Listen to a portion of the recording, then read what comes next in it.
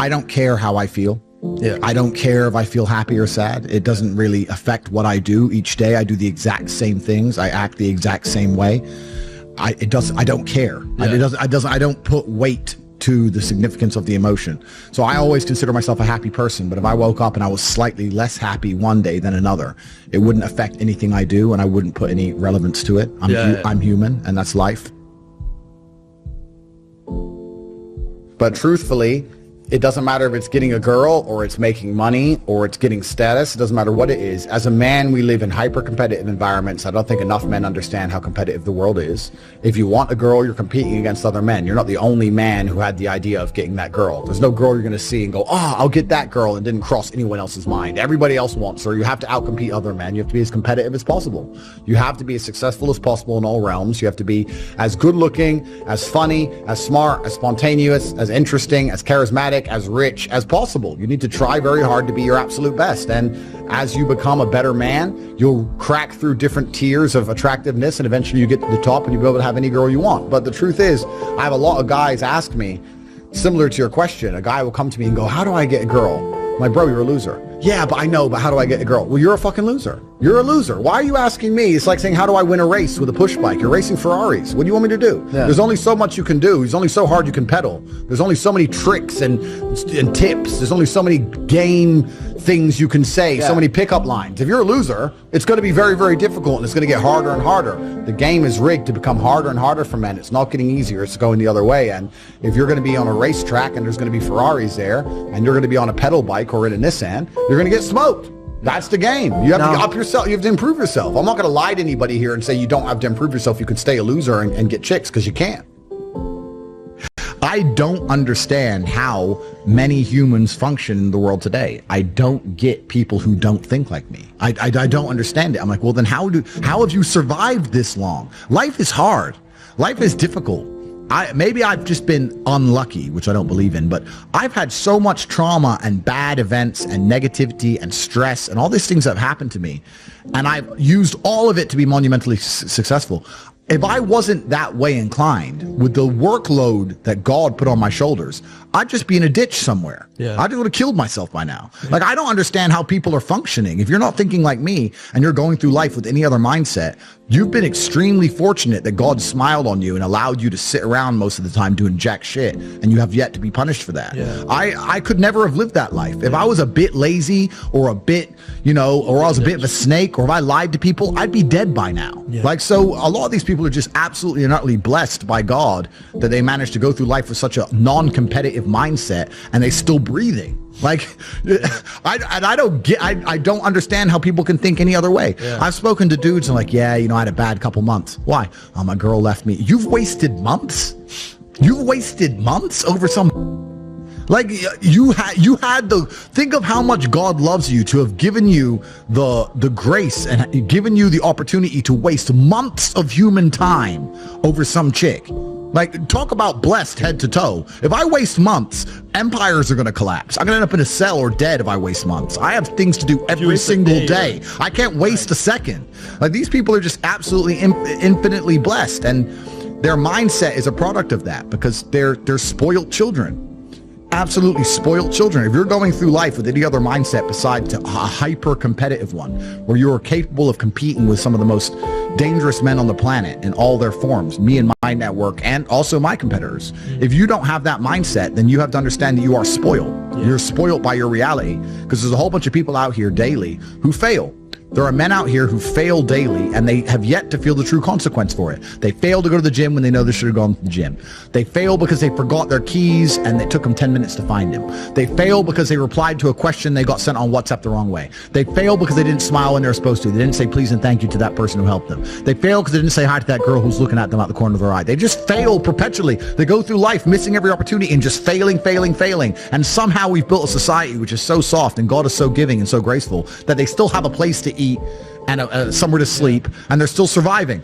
That shows how nice God is. Yeah. Because before this society, truthfully, if you were that level of failure, you would be dead. Survival of the fittest. It's survival of the fittest. And none of these men out here are fit. No. Their mindset isn't fit. Their reality isn't fit. They're failures. They're failures. Yeah. And they're just failing every single day. I'm like, oh, but tomorrow I'll go to the gym. Yeah. You've been failing your whole life. That's all you've done is fail. And then you sit and wonder why people like me absolutely and utterly outcompete you. It is so easy to become a top tier male in the world today because the competition is so ridiculously low. There are 2% killers like me, and everybody else is amateur, head to toe amateur. They can't even pay attention to anything. They can't try anything. They're amateurs. And it's really mind blowing to me because I've tried with all of my computational power to imagine having a mindset different to mine. And I just can't see a reality worth having. I can't see a reality worth living. I can't see how you're going to build a life worth experiencing if you have any other mindset. I can't see it. Yeah. I've never met somebody with a fantastic life who did not completely and utterly believe in themselves. I've never seen somebody massively succeed and they didn't believe in themselves, ever. I've never seen somebody who just allows life to happen to them and become blown off course by some sadness, end up doing massively monumental and important things. I've never seen it. It's never happened. It does, and it's never going to happen. If I'm unhappy with something and I'm uncomfortable with something, I fix it. Yeah. That's endless motivation, which I don't truly believe in as a concept, but that's endless fuel for the fire. Right. If I was unhappy with something about myself, regardless of what it was, I would be able to take all of that discomfort and turn it into endless energy to get the problem fixed. Yeah, exactly. But these people seem to it's okay to be unhappy. Yeah, well, these people seem to sit and say, I'm really unhappy with X, but then stay doing X. So I don't believe they're truly actually unhappy. What you'll notice if you live life long enough is that somebody will sit and say to you, I'm unhappy being a loser. You say, why are you a loser? I just sit at home and play video games 7 days a week. And you're like, okay.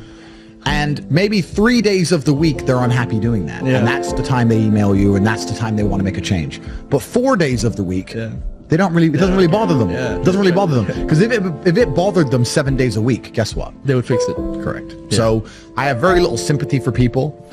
And that's not because I'm not a nice person, but it's because I've been so hard on myself and I've been through so many things that were difficult, and I've been through so much pain and trauma myself, some of it self-inflicted, some of it given to me by God to make me a better person. But I've been so difficult on myself. It's very hard for me to look at somebody who's refused to be difficult on themselves and see them as my equal or feel sympathy or pity for them. Why would I feel pity for somebody who took the easy route when I took the hardest possible route? I took the hardest possible way to be the man I am, and you were too big of a... And now you want me to feel sorry for you? I don't feel sorry for you. I don't feel sorry for these people. And because as a man, you can be anything you decide you want to be. That's the beauty of being a male. You can build your character completely from the ground up, just like a video game. Every single thing about me that people respect, I built. I was not born a world champion kickboxer. I was not born this intelligent or intellectual. I was not born this rich. I was not born this strong. I was not born this confident. I was not born this interesting. I was not born this charismatic and humble and gorgeous and tall and strong and sexy. I was not born none of these things. I became these things myself. So I deserve all the spoils of war.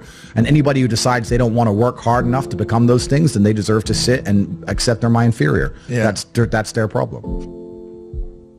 So you talk a lot about purpose, and what is your thoughts as to, do you have like an exact answer as to why we are created as humans and why we are here? Like, what is the purpose of life? Why have we been given life? I think we're here to struggle and to learn.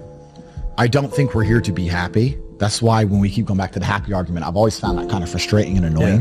When someone goes, oh, but I want to be happy. Why? Why do you want to sit there and laugh like you were happy your entire childhood? That's your happy days. You're allowed to be happy as a kid. Finished. It's all over now, right? You're a man. You have responsibilities. I think we're here to do important. Provide, protect, and we're also here to do important things. And important things are going to be difficult, and they're going to be hard, and you're going to get frustrated.